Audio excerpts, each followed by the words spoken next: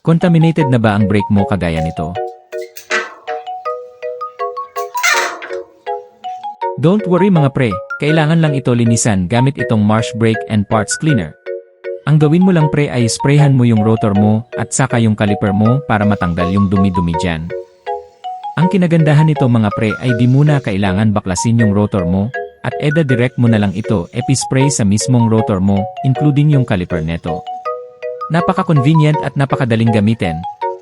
Na which is napapadali at napapabilis yung paglinis ng yung rotor na hindi mo na kailangan lihain to o gumamit ng degreaser para matanggal yung oil na nakakapit sa rotor mo at kung ano-ano pa. At ang resulta nito,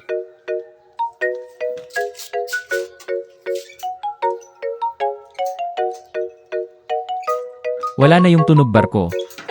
At ang kinagandahan pa dyan ay mas lalo pang kumapit ang preno neto. Murang-mura lang ito mga pre. Kailangan nyo to para sa mga bike nyo. Ilalagay ko na lang yung link sa baba mga pre kung saan ko ito nabili para hindi natutunog yung rotor ng bike mo at mas kakapit pa ang preno neto.